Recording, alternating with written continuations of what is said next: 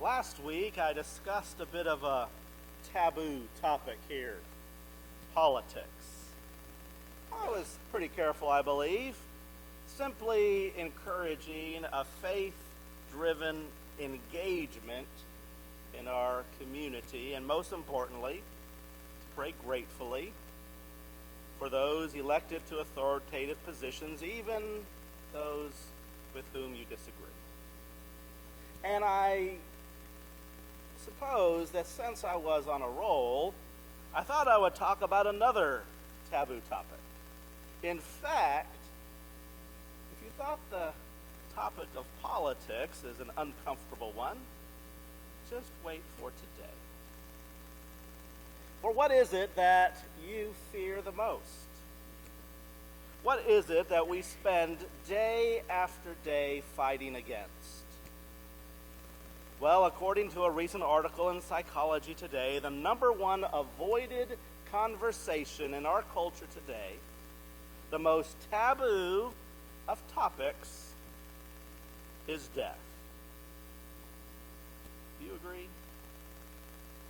We're taking a pill for that, seeing the doctor for this other thing, counting how many steps we take each day, how many calories we take in, all because we don't want to die. Most Americans fear death, but that hasn't always been the case. In the Victorian era, Americans embraced death like a close friend. That's because during that time, death was much more commonplace. Infants sometimes were not named until after their first birthday because of how high the infant mortality rate was at that time. And mourning was often a very involved affair. And of course, things were different back then. Much of the death during this time was caused by poor working conditions, living conditions, as well as high volumes of disease without any effective medical treatment. So in many ways, fortunately, things are much better. Many of us can personally testify that there is often a heavy cost of living longer, healthier lives. The end of life is now frequently a prolonged period, carrying a heavy emotional, ethical, physical, and financial price. Something that has made this topic one of the country's greatest taboos.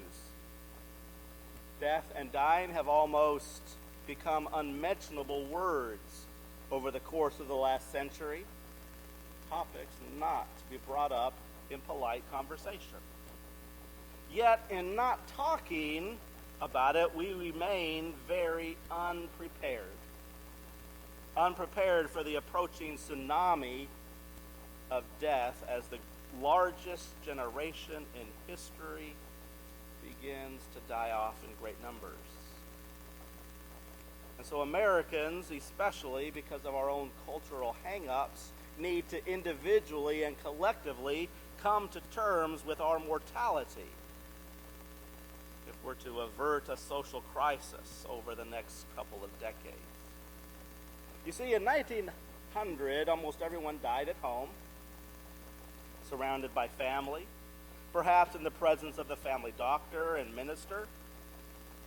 In fact, it was not unheard of for you to die in the very room in which you were born.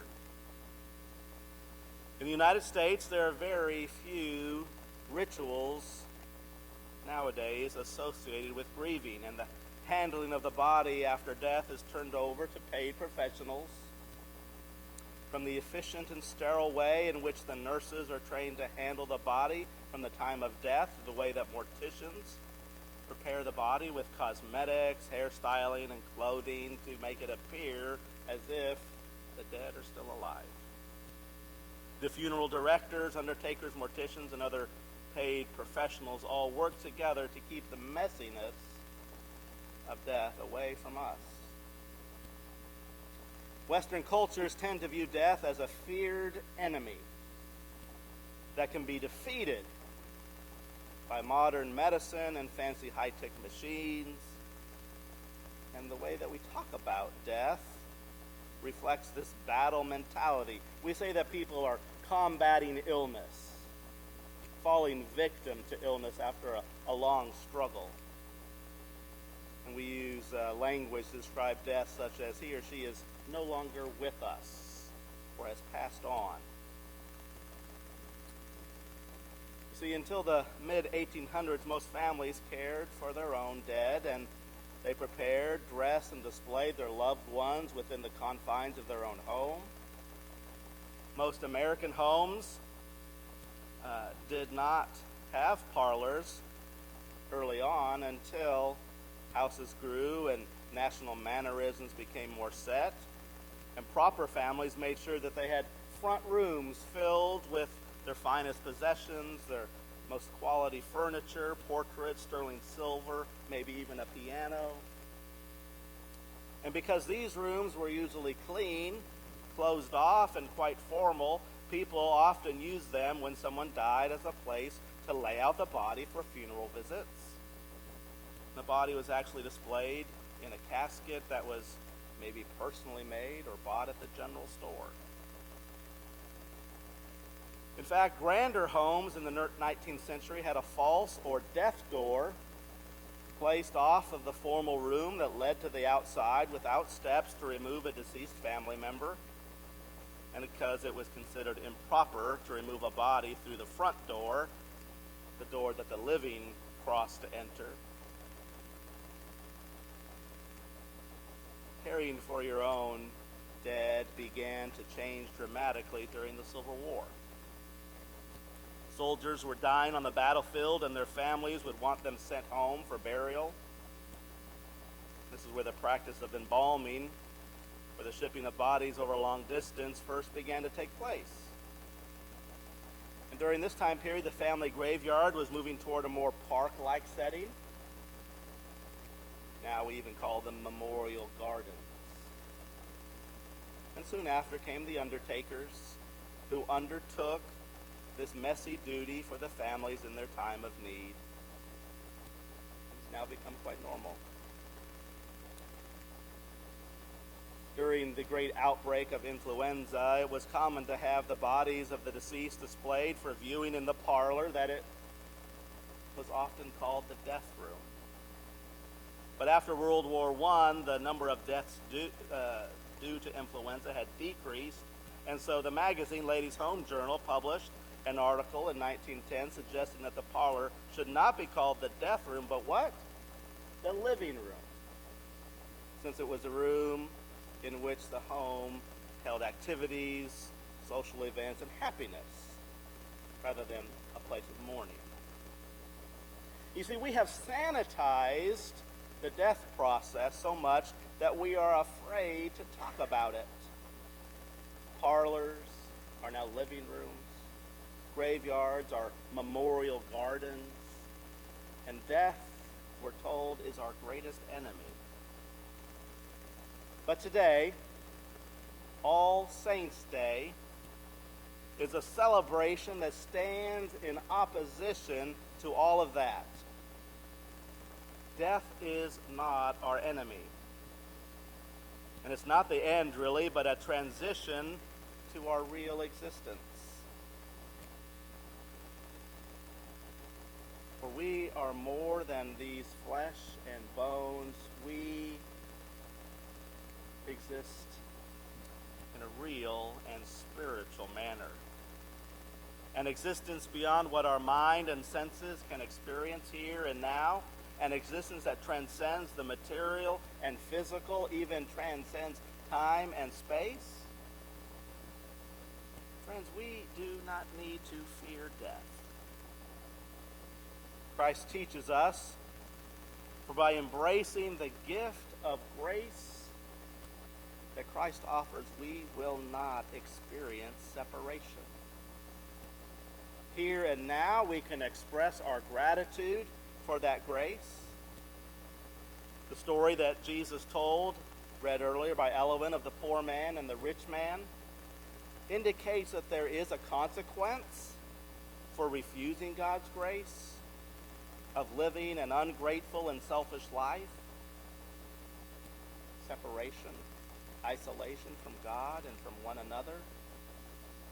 But we recognize that if we are in Christ, grateful recipients of God's grace,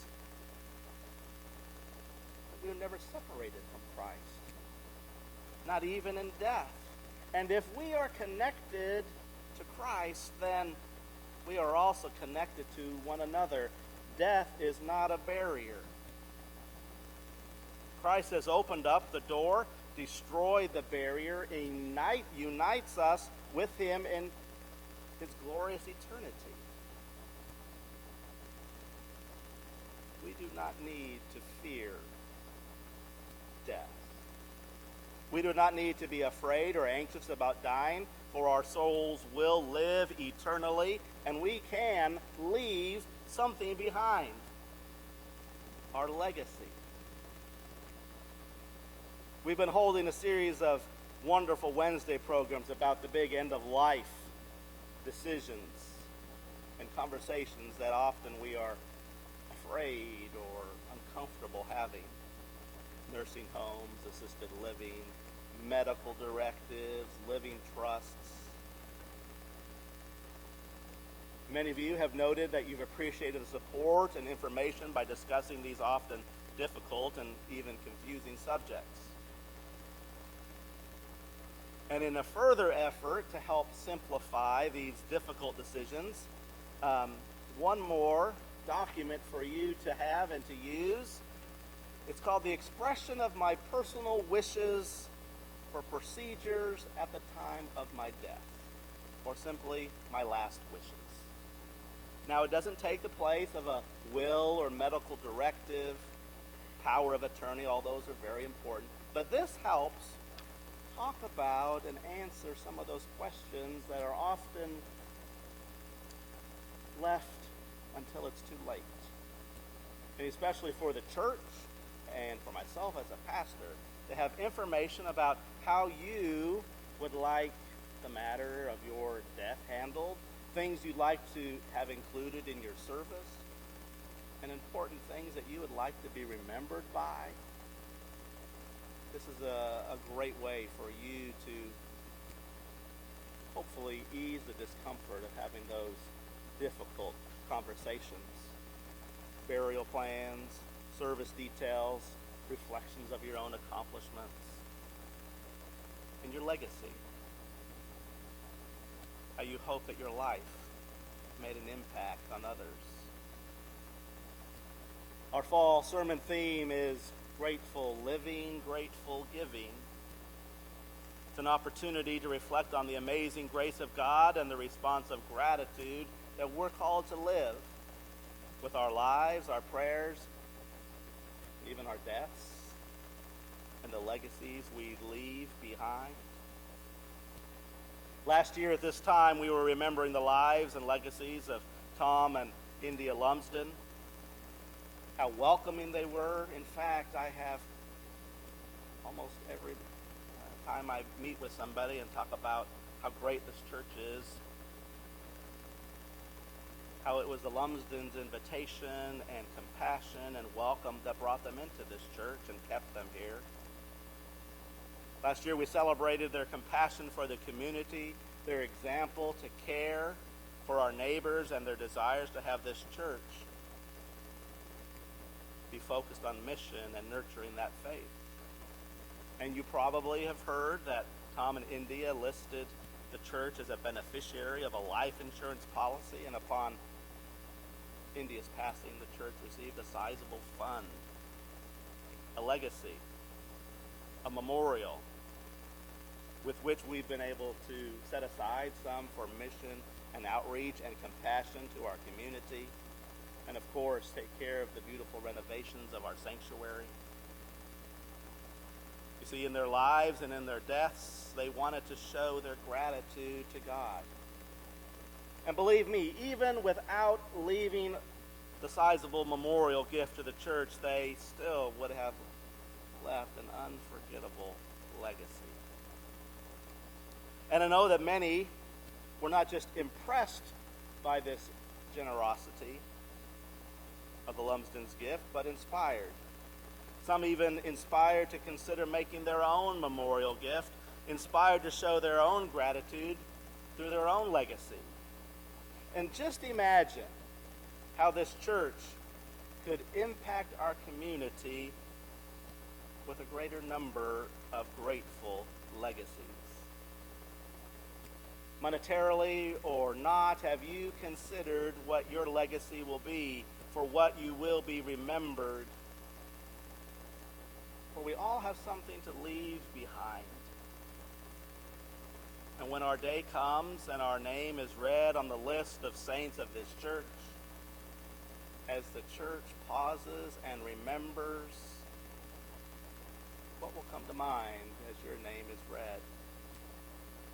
Your faithfulness, your compassion, your generosity, your kindness, your dedication to prayer. Did you welcome others? Were you inviting? Did you care for the hungry? And my friends, there is still time right now to build your legacy of gratitude.